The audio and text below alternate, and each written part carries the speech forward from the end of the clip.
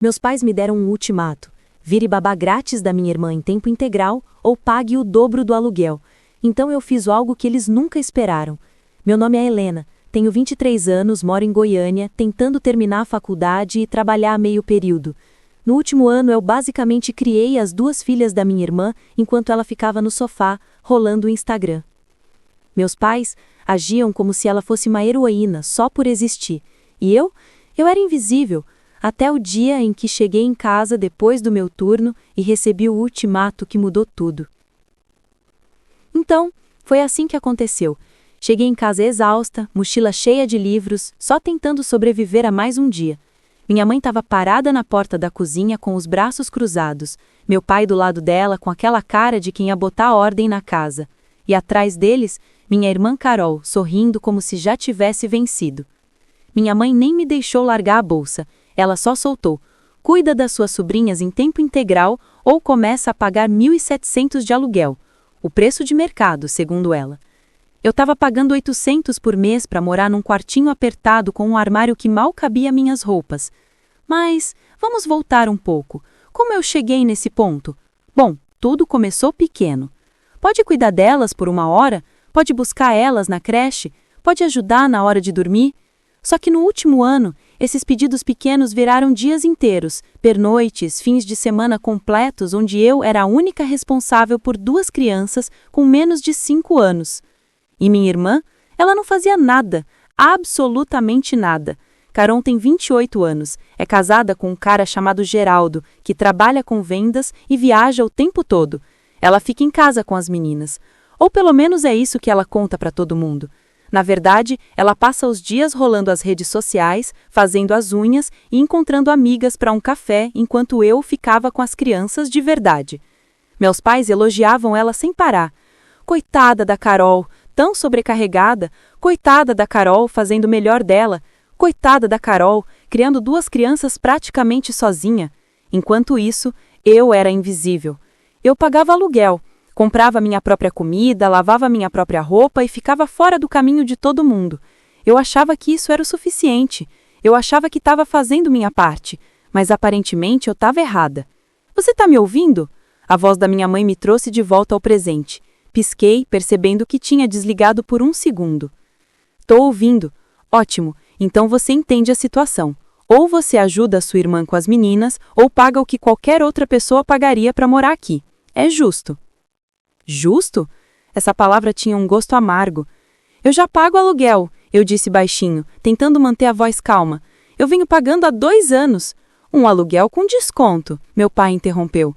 Você está tendo privilégio, Helena. Se morasse em qualquer outro lugar, estaria pagando pelo menos 1.700 por um quarto desse tamanho nesse bairro. Isso não era verdade. Eu tinha pesquisado apartamentos, eu sabia os valores reais, mas discutir parecia inútil. Carol mudou a filha de quadril e suspirou de forma dramática.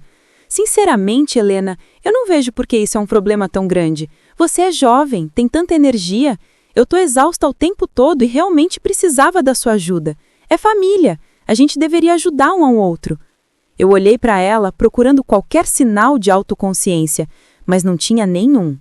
Ela realmente acreditava que era a vítima nessa situação. Eu tenho aulas, eu disse, e trabalho. Não posso largar tudo para fazer babá. Então largo o trabalho, minha mãe disse, como se fosse a solução mais lógica do mundo. Você não precisa de emprego. Você está morando em casa, a gente está te sustentando. Sustentando. A palavra ecoou na minha cabeça, vazia e falsa. Eles não estavam me sustentando, eles estavam me prendendo. Eu queria gritar. Queria jogar minha mochila no chão e dizer exatamente o que eu pensava dessa tal justiça deles.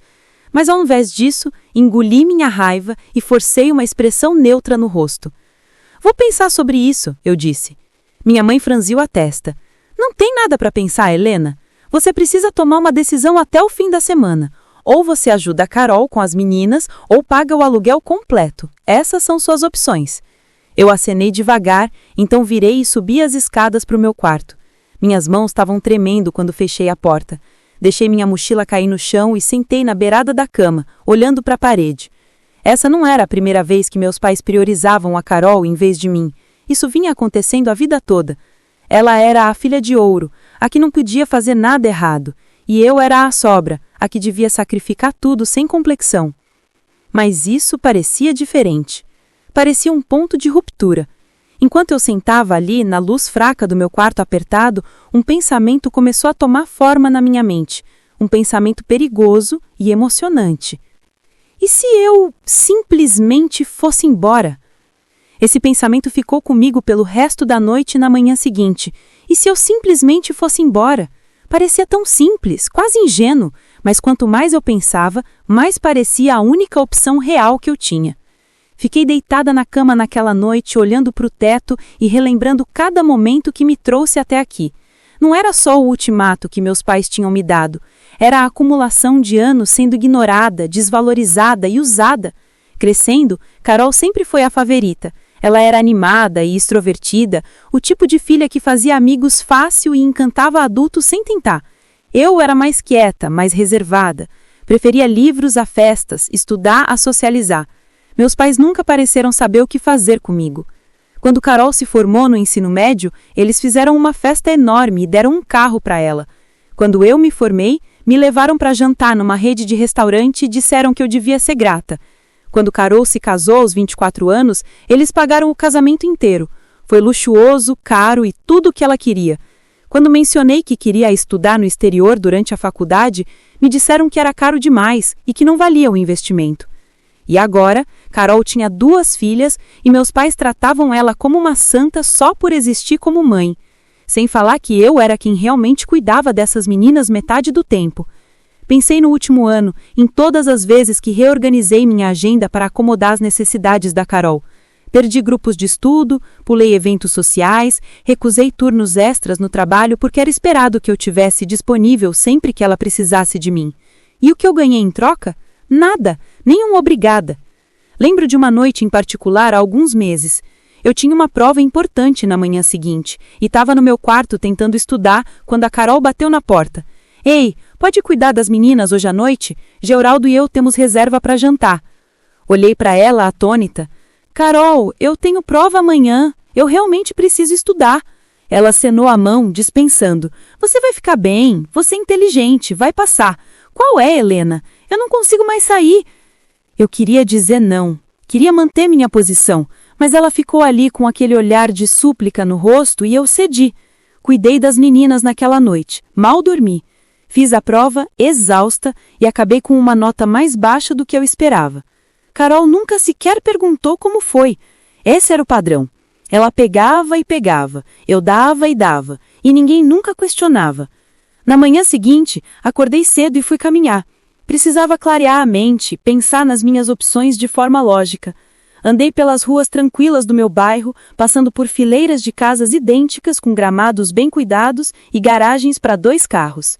Essa era a vida que os meus pais valorizavam. Estabilidade, conformidade, manter as aparências. Mas não era a vida que eu queria. Parei num parque pequeno e sentei num banco observando um grupo de crianças brincando nos balanços. Pensei nas minhas sobrinhas, enquanto eu as amava, apesar de tudo. Elas eram doces, inocentes e mereciam mais do que ser usadas como moeda de troca. Mas amar elas não significava que eu tinha que sacrificar meu futuro inteiro por elas. Peguei meu celular e comecei a procurar apartamentos. Já tinha feito isso antes, sem muito empenho, sempre me convencendo a desistir porque parecia arriscado demais. Mas dessa vez parecia diferente. Dessa vez eu estava falando sério. Rolei pelos anúncios, filtrando por preço e localização. A maioria dos lugares estava fora do meu orçamento, mas tinha algumas possibilidades. Estúdios minúsculos em bairros que eu não conhecia, apartamentos compartilhados com estranhos, lugares que não eram perfeitos, mas eram meus. Um anúncio chamou minha atenção. Era um estúdio pequeno num prédio perto do campus. O aluguel era controlável se eu pegasse mais horas no trabalho. As fotos mostravam um espaço apertado, mas limpo, com uma quisite americana e um banheiro. Não era muito, mas estava disponível imediatamente. Salvei o anúncio e continuei rolando, mas minha mente continuava voltando para aquele estúdio. Parecia uma tábua de salvação. Quando cheguei em casa, a casa estava num caos. Minhas sobrinhas estavam correndo pela sala, gritando no topo dos pulmões. Carol estava no sofá olhando para o celular, completamente incomodada pelo nono. Helena, ela gritou quando me viu. Pode fazer almoço para elas? Tô exausta. Olhei para ela sentada ali de pijama ao meio-dia e algo dentro de mim estourou. Não visivelmente. Não gritei nem saí pisando furo, mas internamente senti uma mudança, uma decisão quieta e resoluta. Claro, eu disse, minha voz calma. Fiz sanduíches para as meninas e sentei com elas enquanto comiam. Eram crianças doces, falando dos seus desenhos favoritos e me pedindo para brincar com elas. Sorri e acenei, mas minha mente estava em outro lugar. Naquela noite, depois que todo mundo tinha ido dormir, sentei na minha mesa e preenchi a inscrição para o apartamento estúdio. Anexei comprovante de renda, referências e uma breve explicação de por que precisava do lugar. Hesitei antes de apertar enviar, meu dedo pairando sobre o botão. Era isso. Uma vez que eu enviasse, não tinha mais volta. Respirei fundo e cliquei em enviar. Os próximos dias passaram num burrão. Fui para as aulas, trabalhei nos meus turnos e evitei minha família o máximo possível. Toda vez que minha mãe mencionava o ultimato, eu dava respostas vagas e evasivas. Precisava de tempo. Precisava descobrir as coisas. Então, 3 dias depois, recebi um e-mail. A proprietária queria me conhecer. Meu coração disparou enquanto lia a mensagem. Isso era real. Isso estava acontecendo. Agendei uma visita para a tarde seguinte, dizendo para os meus pais que tinha um grupo de estudo. O estúdio era ainda menor pessoalmente do que parecia nas fotos, mas era limpo e silencioso. A proprietária, uma mulher de meia-idade, chamada Dulce, parecia gentil e compreensiva quando expliquei minha situação. Posso me mudar semana que vem, eu disse, tentando manter o desespero fora da minha voz. Ela sorriu. Vou te mandar o contrato hoje à noite. Assinei na mesma noite. A semana que seguiu foi a mais estranha da minha vida. Na superfície, tudo parecia normal. Fui para as aulas, trabalhei nos meus turnos, cuidei das minhas sobrinhas quando Carol exigia, mas por baixo, eu estava planejando minha fuga. Comecei a fazer as malas em segredo. Tarde da noite, depois que todo mundo tinha ido dormir, eu silenciosamente tirava roupas do armário e dobrava em caixas que tinha escondido debaixo da cama. Separei meus pertences, decidindo o que levar e o que deixar para trás. Não tinha muito. A maior parte dos móveis pertencia aos meus pais e eu não me importava o suficiente para brigar por eles. Saquei dinheiro da minha conta poupança em pequenos valores, cuidadosa para não levantar suspeitas. Pesquisei empresas de mudança e encontrei uma que viria durante o dia, quando minha família estivesse fora.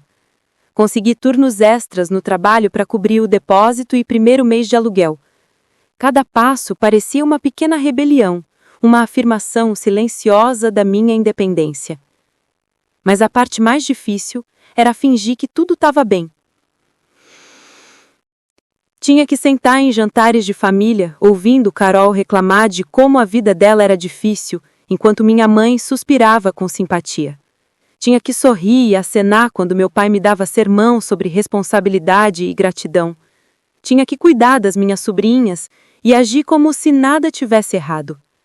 Era exaustivo, mas mantive meus olhos num objetivo.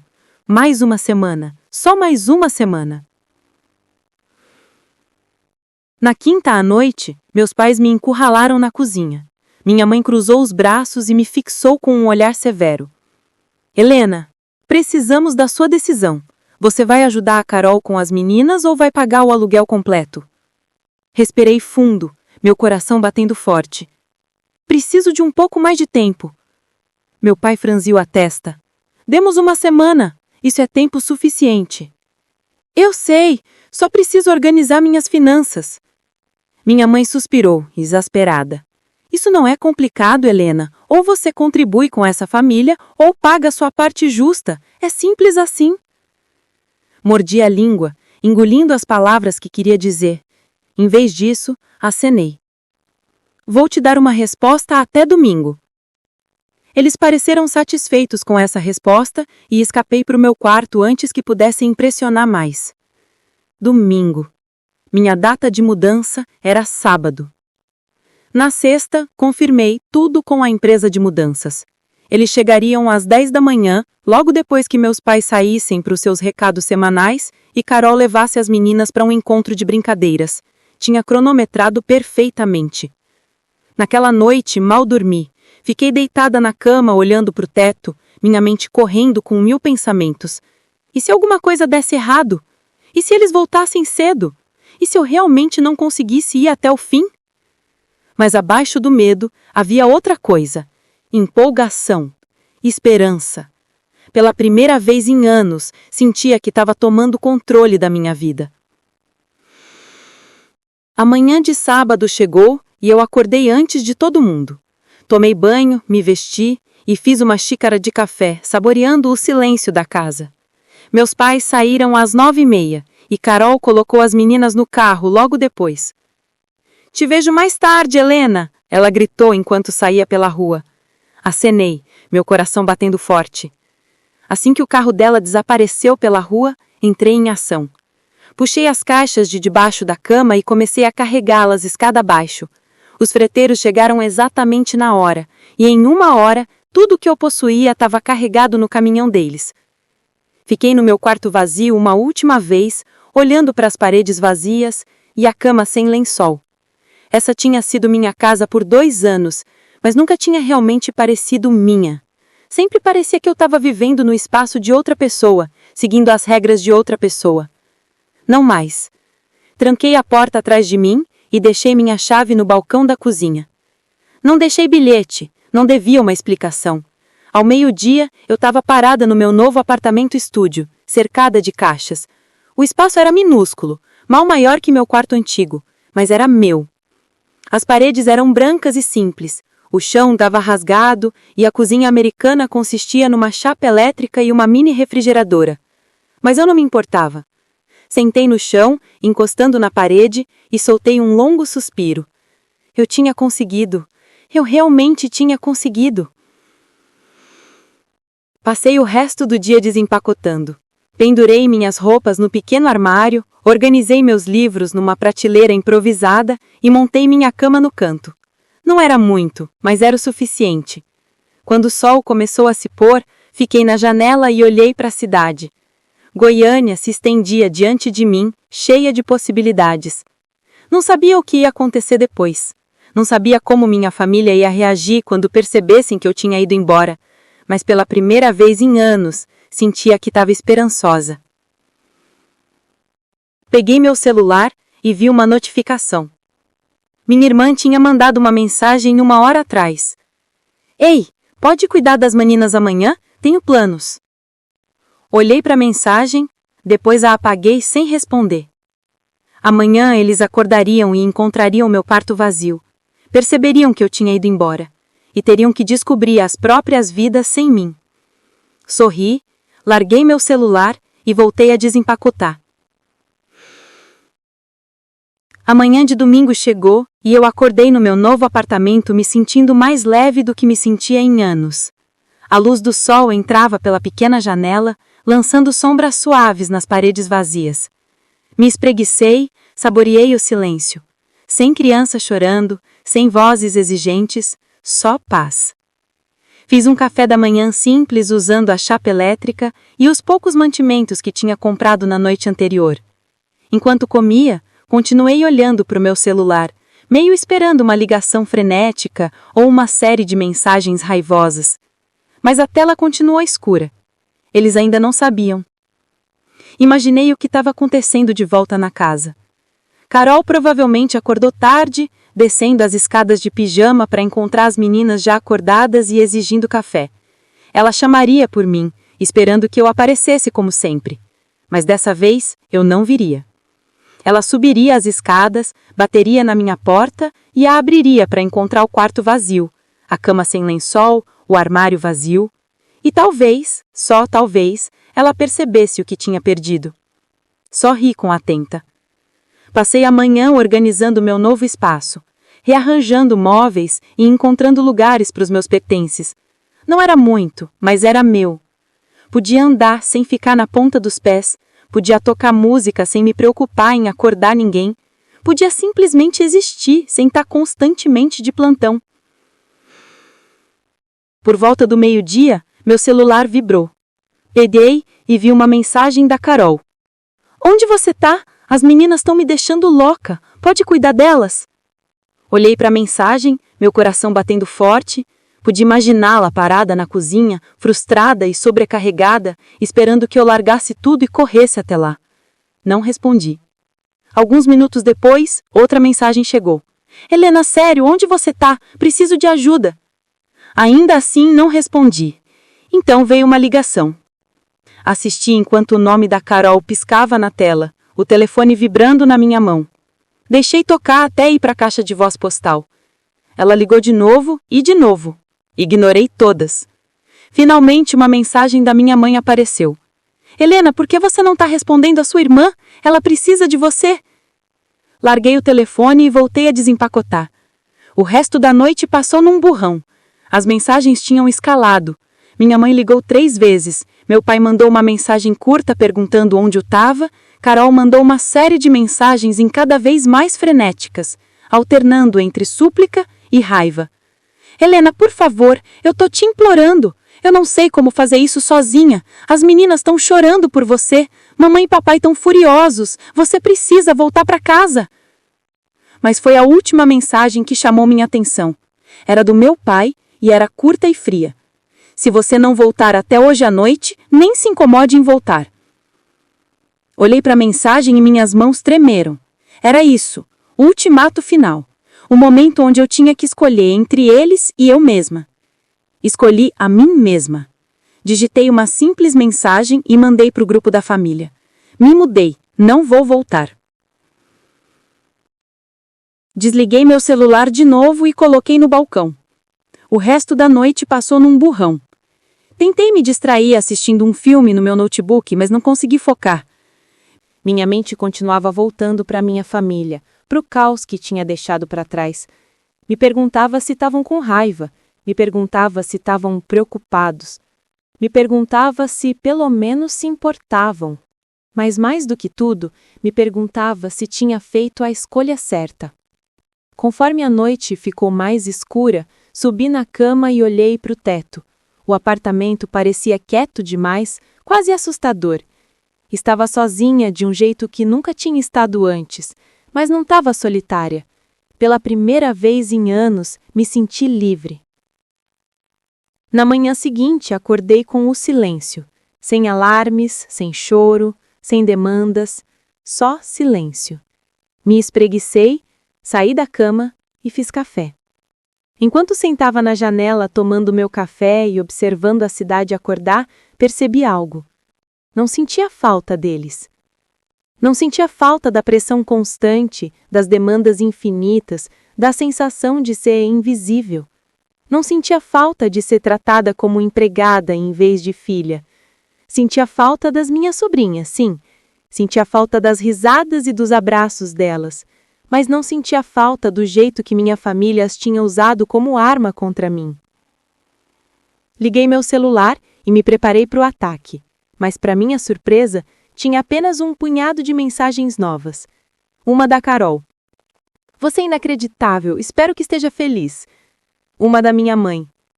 Como você pode fazer isso com a gente? E uma do meu pai. Não espere ajuda da gente nunca mais. Li cada mensagem, então apaguei sem responder. Eles não entendiam. Ainda achavam que era sobre eles. Mas não era. Era sobre mim. Era sobre finalmente escolher minha própria vida em vez das expectativas deles. Terminei meu café, peguei minha bolsa e saí pela porta. Tinha um turno na livraria em 1 hora, e depois disso tinha aula. Minha vida estava apenas começando, e não ia desperdiçar nem mais um momento olhando para trás.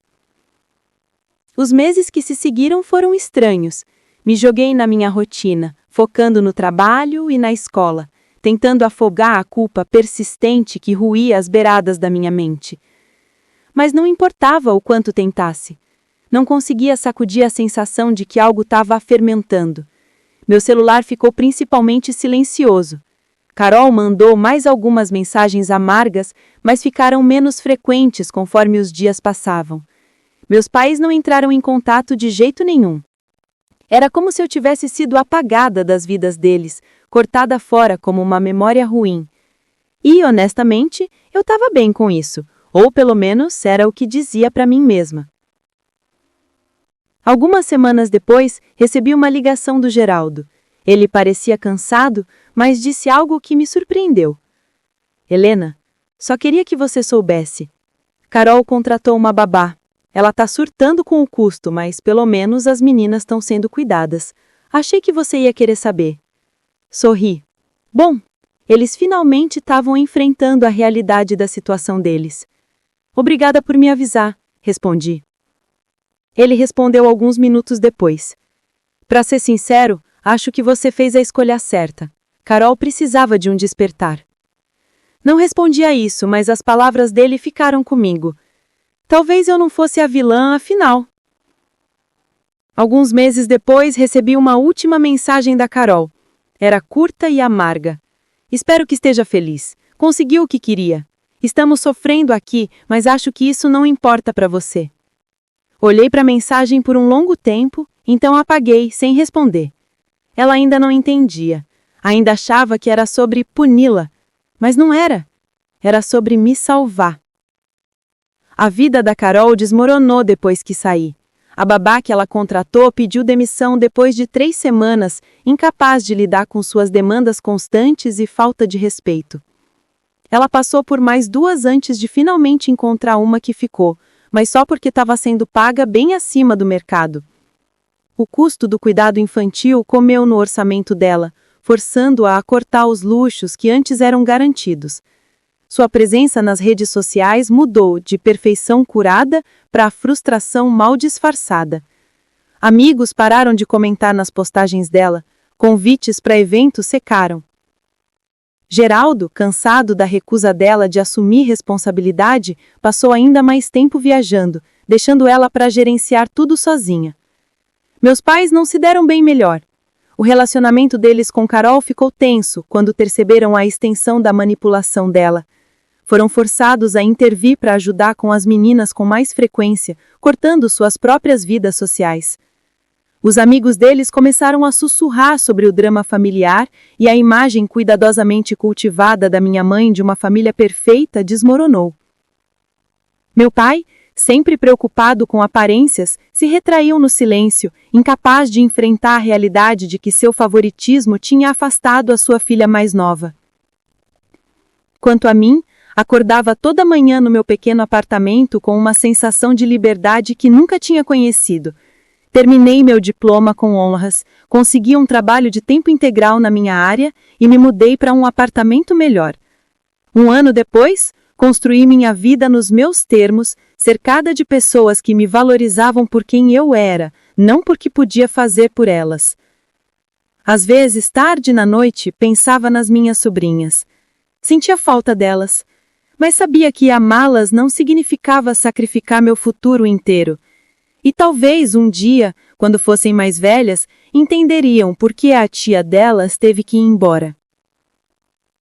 Olhando para trás para tudo, não me arrependi da minha decisão.